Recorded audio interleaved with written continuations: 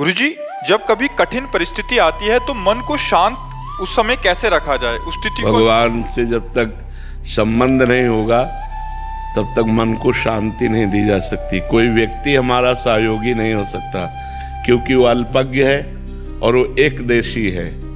एक देशी मान लो हम आपका भरोसा करें तो आप एक देश में कहीं विराजमान हैं, आप सर्वत्र तो है नहीं, और आप एक देशी ज्ञान रखने वाले हैं। आप सर्वज्ञ तो है नहीं और आप सर्वशक्तिमान नहीं हैं, आप एक सीमा की शक्ति धारण करने वाले हैं। तो जब असीम शक्तिवान सर्वत्र सर्वज्ञ परमात्मा से हमारा संबंध होता है, तब हमें अब कठिन परिस्थितियों में भी सहजता से पार होने का सुगम उपाय मिल जाता है। महाभारत क्षेत्र में एक ऐसे योद्धा भीष्म जी हैं जो पूरे विश्व को परास्त कर सकते हैं, लेकिन श्री कृष्ण जिनके सारथी हुए उन्हें अर्जुन को सुयश प्राप्त हुआ, भीष्म जी को नहीं। मार के गिरा दिए गए, 6 महीना बाणों की सैया पर पड़े रहे। जिन अर्जुन को प्रत्यंचा चढ़ाना सिखाया द्रोणाचार्य जी ने, उन द्रोणाचार्य को परास्त करने की सामर्थ्य अर्जुन में कहां से आ जाती?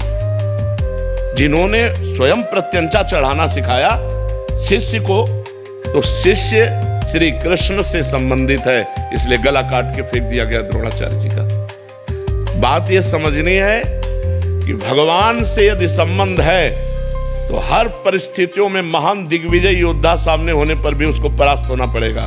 महान विपत्ति होने पर भी हम मुस्कुराकर उसे रौंद देंगे। महान कठिनता में भी हम धैर्य नहीं खोएंगे, यदि भगवान से हमारा संबंध है तो। या वो तो है ही, लेकिन स्वीकृति करना है। हम लोग स्वीकृति नहीं किए, हम संसार से संबंध माने हुए, लेकिन भगवान को अपना नहीं माने हुए। इसीलिए हर परिस्थिति हमें रौंद देती है। हर बोले डिप्रेशन में जा रहे हैं, परिस्थिति ने रौंद दिया। अगर सकारात्मक सोच बनी रहती कि इस स्थिति में भी भगवान, और भगवान का चिंतन जब होता है, भगवान का भजन होता है, तो बुद्धि बड़ी प्रवीण होती है। वो हमें कहीं दुख में फंसने नहीं देती, बचा लेती है। और जब भगवान का भरोसा और भजन नहीं होता तो हमारी बुद्धि इस प्रपंच में दुखालय में फंस जाती है। इस संसार का नाम भगवान ने रखा है दुखालयम अशाश्वतम।